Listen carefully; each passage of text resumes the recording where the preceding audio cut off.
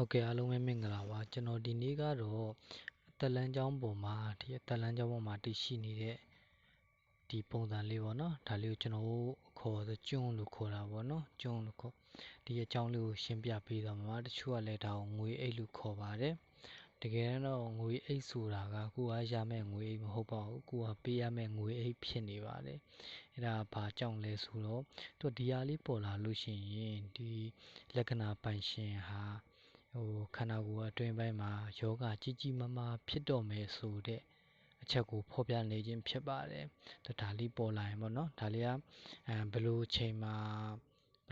စပြီးတော့ပြလဲဆိုတော့မိခန္ဓာကိုယ်မှာယောဂမဖြစ်ခင်3လ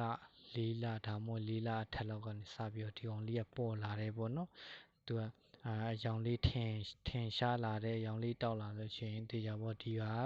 ယောဂကြီးကြီးမားမားဖြစ်တော့မယ်ခန္ဓာကိုယ်အတွင်းပိုင်းမှာပေါ့နော်ယောဂကြီးကြီးမားမားဖြစ်တော့မယ်ဆိုတဲ့အချက်ကိုတော့ဖော်ပြနေခြင်းဖြစ်ပါတယ်ဒါကိုချူကငွေအိတ်လို့လည်းခေါ်ပါတယ်ဒါဟာငွေအိတ်မဟုတ်လုံးဝမဟုတ်ပါဘူး